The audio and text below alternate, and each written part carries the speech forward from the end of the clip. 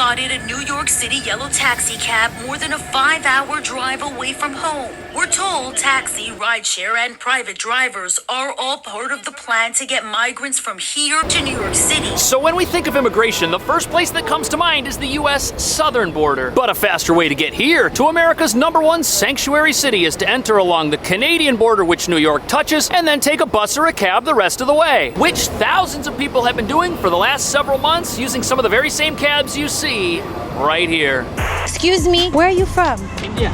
India. We confirmed this is the meeting point for migrants after crossing the Canadian border on foot. Where are you going now? New York. New York City. Yeah. They just want to go to New York City. I got them on my cameras all the time. Go across the road from my house, they come over the hill. Canada is only a 10-minute walk. We saw agents arresting a Lithuanian national, the man detected by a sensor in the woods. This is the new reality for agents in the Swanton sector. 295 miles of tough and varying border terrain across 5 northeastern counties of New York. Officials say some Mexican migrants believe there's a better chance they'll get into the U.S. and they can fly to Canada without a visa. This boundary marker divides the U.S. from Canada. Walking across is actually quite doable. We have relevant intelligence that the Mexican cartels are involved just by the sheer volume of migrants. This is a highly sophisticated operation that we're talking about.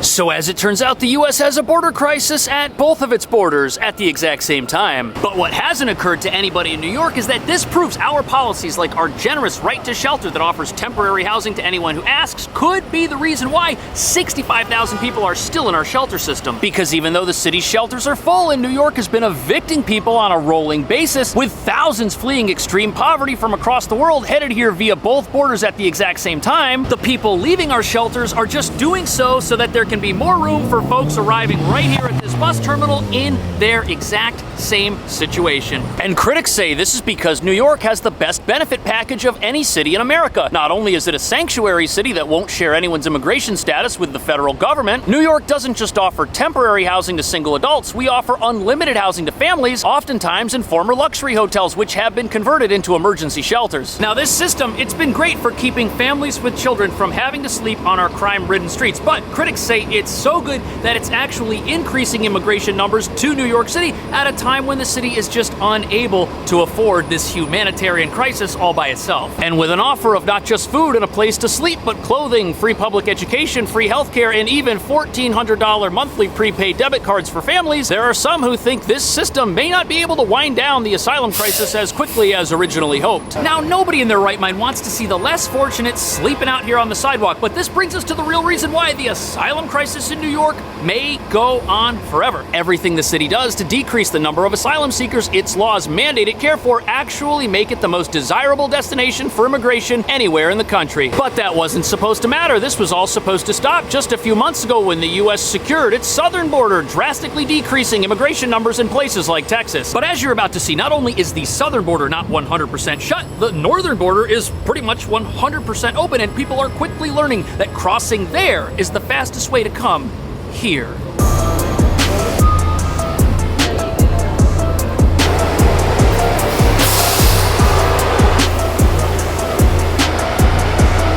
So here we are at the Port Authority bus terminal, and if you want to come to New York, this is the cheapest destination. Yes, you can take a cab to get here, but the buses that bring you here will go from upstate New York right across the Canadian border, and they'll get you here for $70 to $90. A gas station here in New York State near the Canadian border. It's located more than 300 miles from New York City. We confirmed this is the meeting point for migrants after crossing the Canadian border on foot. Where are you going now? New York. New York City. Yeah. So this interview takes place just across the Canadian border in upstate New York, where people first begin their journey into the city, and they're meeting folks from all over the world. This guy was from India, and he states that he's on his way to New York City, which is pretty convenient because you can get picked up in a gas station parking lot by a bus that's headed to this station. And one of the most popular bus companies to use is Trailways. And the bus stopping at the gas station in upstate New York probably operates on one of the New York to Canada lines. It looks like they handle both Toronto Toronto, and Montreal. And there are stops along the route in upstate New York. And what's ironic about this is a few months ago, New York sued Texas bus companies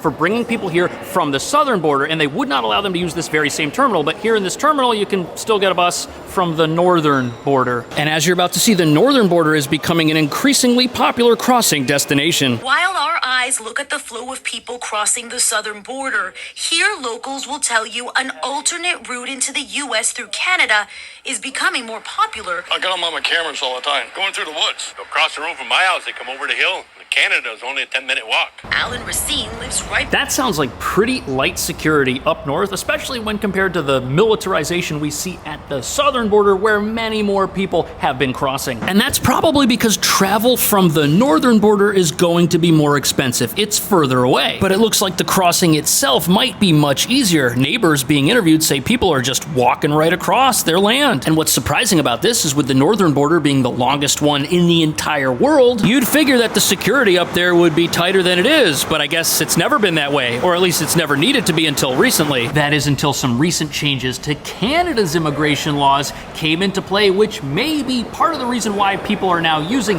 this as a way to get to America. But first, once you understand how long and big and vast the northern border actually is, you'll realize that once it's open, shutting it is going to be near impossible. The northern border is the longest land border in the world. We looked at the data and found a sharp increase in the number of encounters as of June, 16,459 and counting.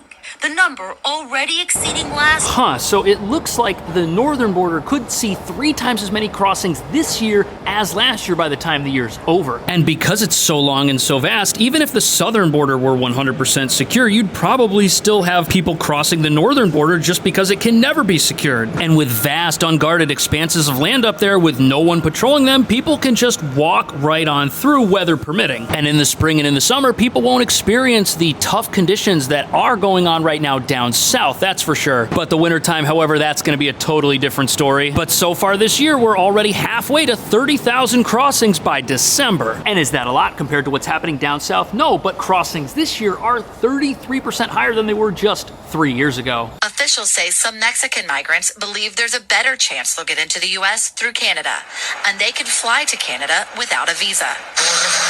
This man says he flew there and then crossed over. So a lot of the reasons for this new surge in crossings up north have to do with Canada, not just the laws that they may have recently changed, but the fact that 3 of their largest cities, Montreal, Toronto, Ottawa, they're all very close to New York. And they've all got international airports. And apparently you don't need a visa to fly to Canada from some countries where you would need a visa if you were flying to the U.S. Which means if the goal is to cross the U.S. and head straight to New York City, you might as well get as close as you can without any hassle, and that's where Canada comes into play. But there's a misconception about crossing at the U.S. northern border because although sometimes it might be easier than the southern border, other factors make it completely impassable and dangerous in ways none of the people crossing could ever hope to imagine.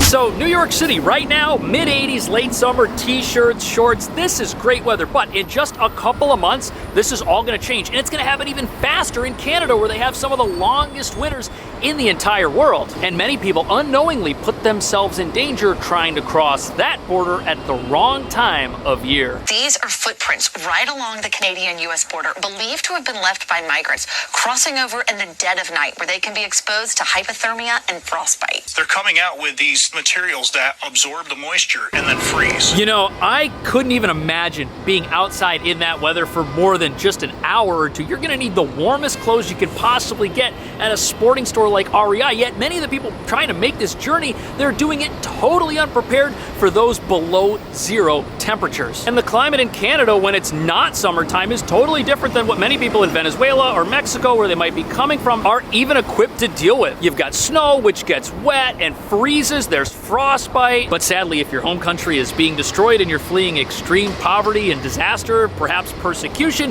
the thought of making a dangerous journey that you've never done before and don't really know how to do might actually seem like the best option to many people. Which sadly is something the same criminal gangs operating at the southern border are now capitalizing on up north. I have never seen anything like it. They have come from 66 different countries, with approximately 49% coming from Mexico. Single adults, mostly men? Mostly men. Most of the people who come are involved in smuggling. This video shows it. So look at that. Who would have thought that the same gangsters that are making millions of dollars down south would see the same business opportunity up north? But that brings up some big questions that reveal Canada's role in all of this may not exactly be helpful towards U.S. immigration policy. Because these cartels, they're based in countries like Mexico. Why are they able to make a profit operating along the Canadian border in a country that they're not based out of? Could it be that Canada's recent changes to who they'll grant visas to as tourists have had something to do with all of this? And could it be that cartels and smugglers are taking advantage of those rule changes to expand their illegal businesses, which profit off human suffering? And surely Canada's a reasonable country full of some of the nicest people in the entire world. Maybe somebody in America could make a phone call over to Canada and say, hey, we share resources. We fly our fighter jets over your territory to help you stop Russian bombers that are invading. Could you perhaps help us out with our border security issues? Some people would say that sounds utterly ridiculous. What could Canada care about U.S. immigration policy? But the fact of the matter is we have a shared border and neither of us can police the whole thing. Unless, of course, our friends on the Canadian side of the border aren't aware of the problems that America might be experiencing because of their recent rule changes. Up until a few weeks ago, Canada did not require Mexicans and some other foreign nationals to have travel visas to fly to the country. Some folks utilizing the ETA program were being arrested here in the United States for illegal entry within 24 hours of their landing in Canada. Can you send them back to Canada? Unfortunately, no. Huh, so there are people who entered Canada as tourists who were then apprehended less than 24 hours later in America without official permission to be here. Now I realize that the southern border is getting all the attention because that's where the main humanitarian crisis exists. But you've got people up north putting their lives on the line to try and get into the country, working with cartels. It's a terrible situation up north too, and perhaps something could be done about that even though it's not as big as the southern border. But as you're about to see, it's not just the cartels that are making a lot of money off this new system of migration that passes from Canada into the United States. No, there are a lot of interests here in America that are also making thousands of dollars off of it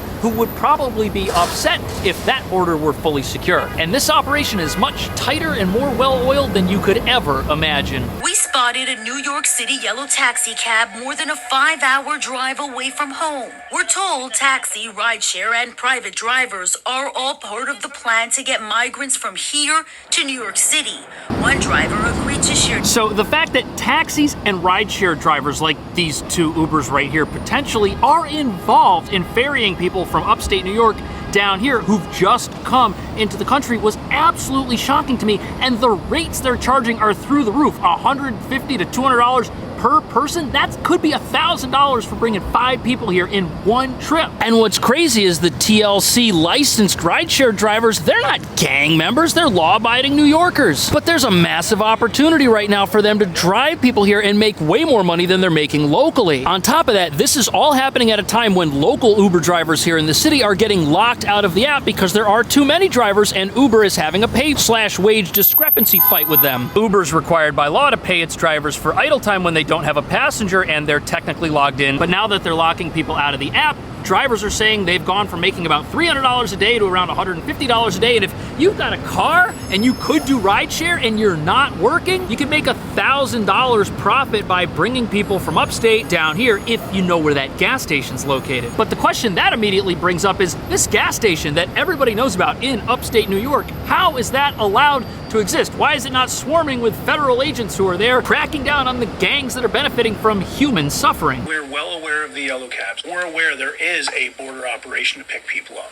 And there's money to make. There's always money to be made. Canadian law enforcement confirming smugglers are behind it all. And like at the southern... So local authorities, they already know about this gas station, bus station, rideshare pickup location, and the reason that it's probably allowed to operate is because it's not right on the border, and most of the people arriving there have already been apprehended or had an encounter with Border Patrol. Some of them even have already been detained. They've got the immigration paperwork with them, and now they're parolees of the court, and they are allowed to reside in the country while they wait for their court date, which means that there's actually nothing illegal going on at that gas station, even if it looks like it might not exactly be part of the solution to America's immigration issues. But if US authorities and Canadian Mounted Patrol both are aware that cartels are benefiting from all of this, why did Canada change its visa requirements recently, and why aren't they changing it back? Do they not care that these cartels are operating along their border with us? We have relevant intelligence that the Mexican cartels are involved, but there are also other organized crime groups. If we're looking at the Indian nationals, we know that they are being recruited in India and that they're being... So what's fascinating about this is that the entire world seems to know what the system is at the US border, the southern border and the northern border, and everyone knows how to game that system to gain access into this country if they want to. And there very well may be perfectly legitimate reasons why Canada has recently updated its immigration policies. They're their own country with their own problems, and they're certainly not America's enemy, but this whole situation just seems like it's too good to be true, especially for all of the groups that are managing to profit from it, like the cartels and the entire asylum industrial complex that exists in New York that earns millions of dollars caring for unlimited numbers of people that continue coming here on a monthly basis. Which could mean that money is the simple reason why the flow of traffic from both US borders will not shut off, no matter what anyone thinks is the best solution to stop it. And in many ways, the asylum crisis, it's the new gold rush, especially for the companies that are profiting off of it here locally, getting government money to do so, like all of the bankrupt hotels, like the Roosevelt Hotel that went from earning nothing to now being more profitable than it's ever been, because it is now the welcome center for every new arrival that comes here to the city and winds up right here at the bus terminal. And with cartels and gangs never missing an opportunity to make money off human suffering and tragedy, we can't expect that any of this is going to stop anytime soon. Or at least if it is going to stop, those two groups of people are probably not the people to help us come up with the solutions to do it. What do you think's really going on here? Did you know that the northern border seems to be quite porous and seems to be a new access route into America? And how would America even go about securing the world's largest border with another country if we had to do it all by ourselves? Let me know. Thanks for watching. I'll see you in the next video.